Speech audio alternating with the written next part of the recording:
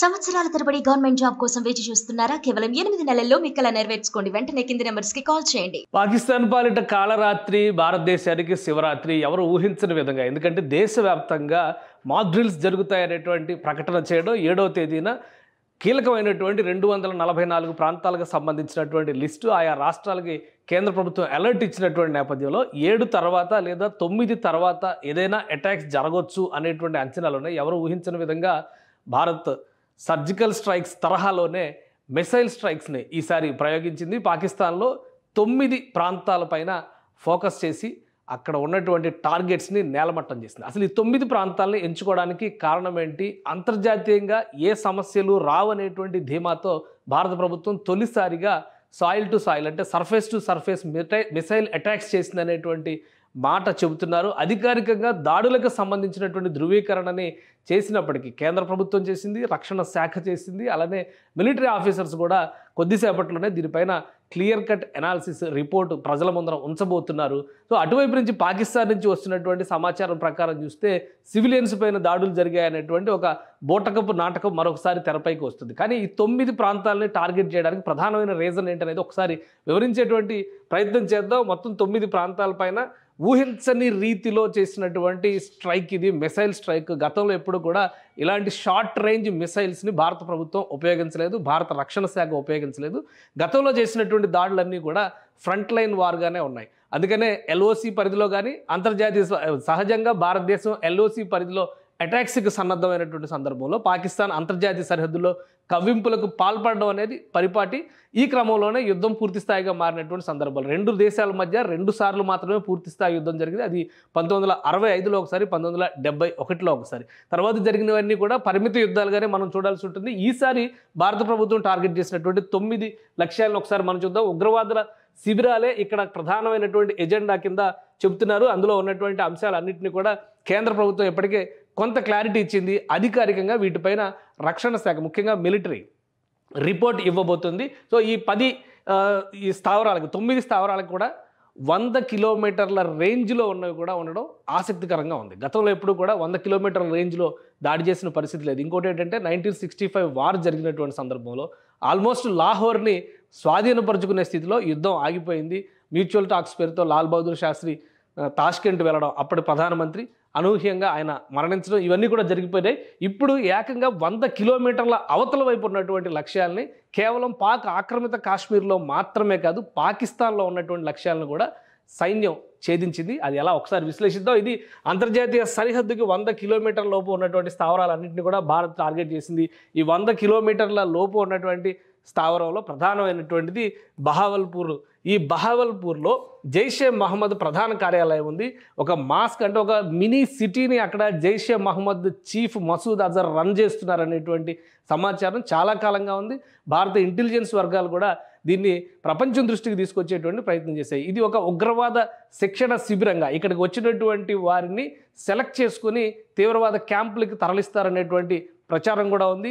ఈ కార్యక్రమాలన్నీ నిర్వహించడానికి జైషే మహమ్మద్ ప్రధాన కార్యాలయంతో పాటు అక్కడ ఒక మసీదును కూడా రన్ చేస్తారు. ఆ మసీదుకు వచ్చేటువంటి యువతని ఉగ్రవాదం వైపు ప్రోత్సహించేటువంటి వ్యవస్థలు, వ్యక్తులు అక్కడ ఉన్నారనేది సమాచారం. ఇది చాలా కాలంగా అధికారికంగా ఆధారాలతో సహా భారత ప్రభుత్వం అందించినప్పటికీ చర్యలు తీసుకున్నటువంటి పరిస్థితి లేదు. సో బహావల్పూర్లో ఉన్నటువంటి ఈ టార్గెట్ని కొట్టిపడేసింది. ఎక్కడైతే జైషే మహమ్మద్ కార్యాలయం ఉందో అక్కడే టార్గెటెడ్గా కంప్లీట్గా అది కొలాప్స్ అయ్యే విధంగా ఆర్మీ ఈ స్ట్రైక్స్ చేసింది. సో ఇది మేజర్ టార్గెట్ కింద మనం చూడాల్సి ఉంటుంది. జైషే మహమ్మద్ మసూద్ అజర్ అనగానే ఒక విషయం అందరికీ గుర్తుకొస్తుంది. IC-814 హైజాక్ 1999లో అటల్ బిహారీ వాజ్పేయి ప్రభుత్వం అధికారంలో ఉన్న సందర్భంలో జరిగినటువంటి హైజాక్. ఇటీవల దీనిపైన ఒక మినీ సిరీస్ కూడా వచ్చింది. ఆ హైజాక్ సందర్భంగా విడుదలైనటువంటి భారతదేశంలో ఉన్న ఖైదీనే మసూద్ అజర్. అప్పటి నుంచి కూడా అనేక రకాలుగా భారతదేశాన్ని ఇబ్బందులు పెడుతున్నటువంటి వ్యక్తి. ఇప్పుడు అతని స్థితిగతి ఏంటి? ఒకవేళ అదే స్థావరంలో కనుక ఉంటే నేలమట్టమైనటువంటి శిథిలాల కింద అతని శరీరం దొరుకుతుందా అనేటువంటి అంశం పైన కూడా ఆసక్తి నెలకొని ఉంది. సో 100 కిలోమీటర్ల రేంజ్లో ఇది ఒక కీలకమైనటువంటి అనుకుంటే మిగతా అన్నీ కూడా కాశ్మీర్లో ఆక్రమిత కాశ్మీర్లో ఉన్నటువంటి ప్రాంతాలు ఎల్ఓసికి సమీపంగా ఉన్నటువంటి ప్రాంతాలు. అందులో మురిడ్కే ఒకటి, సాంబా ఎదురుగా ఉన్న సరిహద్దు ఇది 30 కిలోమీటర్ల దూరంలో ఉంటుంది. ఇక్కడ లష్కరే తోయిబా క్యాంపులు నిర్వహిస్తుంది. లష్కరే తోయిబాతో పాటు అనేక సంస్థలు, హిజ్బుల్ ముజాహిద్దీన్ లాంటి సంస్థలు, ఇటువంటివన్నీ కూడా ఈ ప్రాంతాల్లో రకరకాల క్యాంపులు నిర్వహిస్తూ ఉంటే ఒక్కదానికి ఒక్క పేరుంది. సో ఇక్కడ మురుడ్కే సాంబా దగ్గర నిర్వహించేటువంటి క్యాంపుని చూస్తే కనుక ఇది లష్కరే నిర్వహించేటువంటి క్యాంపు సరిహద్దు కేవలం 30 కిలోమీటర్ల దూరంలో ఉంటుంది. పూర్తిగా నేలమట్టమైనట్టుగా సమాచారం ఉంది. ఇక నియంత్రణ రేఖ దగ్గర పూంచ్ సెక్టర్, ఇవన్నీ కూడా కాశ్మీర్, జమ్మూ కాశ్మీర్లో ఉన్నటువంటి ప్రాంతాలు. దానికి ఎంత సమీపంలో, ఎంత డిస్టెన్స్లో ఉన్నాయనేటువంటి డేటా వచ్చింది మనకి. సో 35 కిలోమీటర్ల డిస్టెన్స్లో ఉంది గుల్పూర్. ఇక్కడ కూడా ఒక ఉగ్రవాద శిక్షణ శిబిరం నడుస్తుంది. సో దీనిపైన కూడా అటాక్ జరిగింది. ఈ అటాక్ తర్వాత ఈ శిబిరాలన్నీ కూడా నేలమట్టమైన. ఇక పాక్ ఆక్రమిత కాశ్మీర్లో ఉన్నటువంటి తంగ్తర్ సెక్టార్ లోపల, అంటే ఇది ఆక్రమిత కాశ్మీర్లో ఉన్నటువంటి తంగ్తర్ సెక్టార్ 30 కిలోమీటర్ల పరిధిలో వస్తుంది. సవాయ్ అనేటువంటి ప్రాంతంలో లష్కరే క్యాంప్ నిర్వహిస్తుంది. ప్రధానంగా చూస్తే లష్కరే క్యాంపులు, హిజ్బుల్ ముజాహిద్దీన్కి సంబంధించినటువంటి క్యాంపులు, జైషే మహమ్మద్కి సంబంధించినటువంటి క్యాంపులే ఎక్కువగా ఉన్నాయి. వీళ్ళు రకరకాల మారుపేర్లతో, ఇప్పుడు లష్కరే తోయిబాకి సంబంధించి మొన్నే ఉగ్రదాడి జరిగినటువంటి సందర్భంలో పెహల్గాం దాడికి సంబంధించి ఒక ప్రకటన కూడా వచ్చింది. మనకు అందరికీ తెలిసినటువంటి ప్రకటన. అది ఫ్రంట్ లైన్ ఆర్గనైజేషన్గా పనిచేస్తూ అక్కడ జమ్మూ కాశ్మీర్లో పోరాటం చేస్తున్నటువంటి స్వాతంత్ర సమరయోధులుగా చిత్రీకరించేటువంటి ప్రయత్నం జరుగుతుంది. సో అదే తరహాలో మిగతా ప్రాంతాల్లో ఉన్నటువంటివన్నీ కూడా. ఇంకా జేఎం లాంచ్ ప్యాడ్, ఇది బిలాల్ క్యాంప్ అని చెప్పని, ఇది కూడా ఉగ్రవాద శిబిరాన్ని నిర్వహిస్తారు. జేఎం లాంచ్ ప్యాడ్ అనేటువంటి దగ్గర ఒక చిన్న స్థాయి క్షిపణి వ్యవస్థ కూడా ఉంది అనేది సమాచారం ఉంది. గతంలో కూడా దీనిపైన అటాక్స్ జరిగినాయి. కార్గిల్ యుద్ధ సమయంలో కూడా ఇక్కడ ఫోకస్ చేసింది భారత సైన్యం. సో అలానే రాజౌరి సెక్టార్కి ఇదే ప్రాంతంలో ఉన్నటువంటి క్యాంపు ప్రాంతానికి పరిసర ప్రాంతాల్లో ఉగ్రవాదులు, శిక్షణ పొందేటువంటి ఉగ్రవాదులు నివసించేందుకు అవకాశం ఉండే విధంగా కొన్ని క్యాంపులను తయారు చేశారు. వాటన్నిటిని కూడా ధ్వంసం చేసింది. ఇవి రాజౌరి సెక్టార్కి ఎదురుగా ఉన్నాయి, 15 కిలోమీటర్ల దూరంలో వస్తాయి.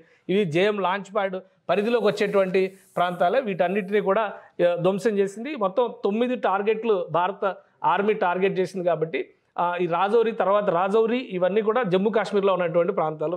నియంత్రణ రేఖకు 10 కిలోమీటర్ల పరిధిలో ఉన్న బర్నాలా క్యాంపు, ఇది కూడా రాజౌరి పరిధిలో ఉండేటువంటి క్యాంప్ ఇది. ఇక్కడ కూడా అటాక్స్ జరిగినాయి. సాంబా కతువా ఎదురుగా ఉన్న అంతర్జాతీయ సరిహద్దుకి 8 కిలోమీటర్ల దూరంలో ఉన్నటువంటి సర్జిల్ క్యాంప్. ఈ సర్జిల్ క్యాంపు ఇది జేఎంకి సంబంధించి, అంటే జైషే మొహమ్మద్కి సంబంధించినటువంటి క్యాంపు. ఎక్కడైతే బహవల్పూర్లో ఎంపిక చేసినటువంటి తీవ్రవాదుల్ని, ఈ మధ్య తీవ్రవాదులు ఇంకొక కొత్త స్ట్రాటజీ ఉపయోగించారు. పాకిస్తాన్లో విద్యాభ్యాసం కోసం వస్తున్నట్టుగా కొంతమందిని ఎంపిక చేసుకోవడం, వాళ్ళని తీసుకురావడం, వాళ్ళని తీసుకొచ్చిన తర్వాత ఈ తీవ్రవాద క్యాంపులకు తరలించి అక్కడ శిక్షణ ఇచ్చేటువంటి ప్రణాళికని అమలు చేస్తున్నారు.